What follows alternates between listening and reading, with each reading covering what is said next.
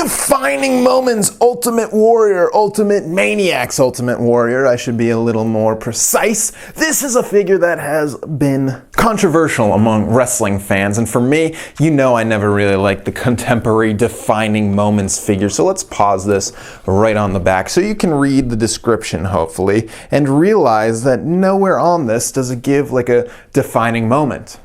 It just said, they were successful in scoring a huge victory over Money Inc. in September of 1992.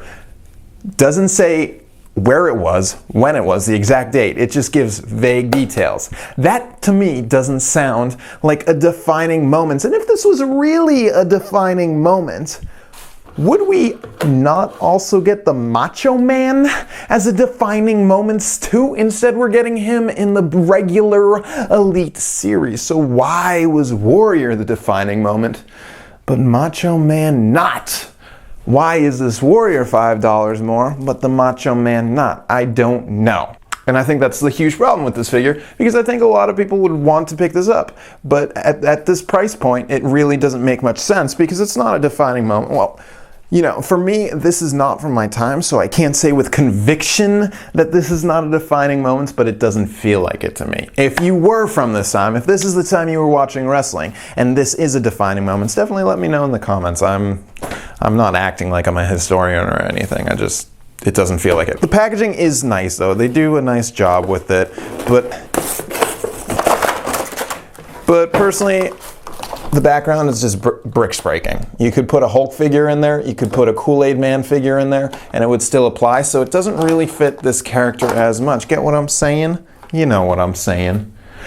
Alright, and here he is.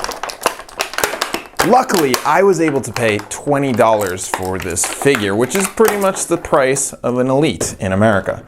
Which is great, because this should have been an Elite. As pretty much everyone who reviews this figure is going to say, there is no reason that this should have been a defining moments. We have Ryback Elites, and sometimes Ryback Basics that have more detailed attire than this guy. Also, there are corners cut. Like right here, this torso is painted, and I can see it's already starting to rub off a bit, which is upsetting to say the least. Some people don't care about painted torsos. It's becoming really common nowadays as Mattel cuts corners, and the big problem I see with it is that marks really do hit it, and you can definitely see a difference between the tones of the painted and the sculpted color.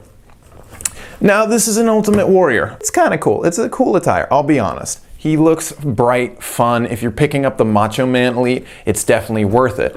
But as a defining moment, as something in my collection, I wouldn't pick this up unless I was reviewing it, which I am, to give people my opinion on it. But for regular fans, I really don't see it being worth the $25, which is really upsetting, because if Mattel put this out in the regular Elite line, I feel like this would have sold much better. It's a cool figure. It looks cool, you know? I might have picked it up if it was in the Elite line for $20, but as a defining moments for $25, I can't really see myself wanting it as much as I would for that $5. And $5, as people say, isn't that much.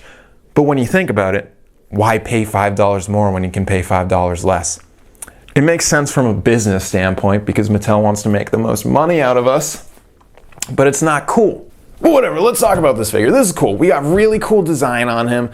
This is bright, this is colorful. He comes with one accessory, which is pretty bogus for a defining moment, which are his sunglasses, and you can see the painting on his face. This is very nice. Nice paint applications. You know, I've read on some forums that people are upset about this head because they've seen a lot, but you know, it's whatever for me.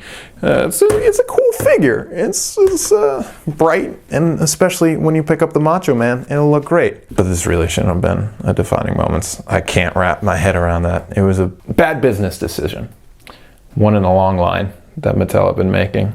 And I am often hypercritical of Mattel. At this point, with this release and the upcoming John Cena, the defining moments line is pretty much becoming a joke, which is unfortunate because it used to be an amazing line. And I could totally see them then stopping this line and then blaming the fans for not buying it, even though they're the ones that should have been making figures worth the $25. We get better accessories, better paint jobs in the Elite.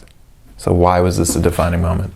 You know, I kind of feel like the level of almost obscurity that the Ultimate Maniacs were during that short-lived time makes this Ultimate Warrior figure and the upcoming Macho Man figure, I think they would have been the perfect Comic-Con exclusive Mattel release, you know, 2 Elites in a set. And then instead of getting this as the defining moments, we should have got Shockmaster with maybe like his cloth thing, whatever that is he was wearing, because that was his defining moment, wasn't it? When he fell down, knocked his helmet off. But this is not a defining moment, in my opinion.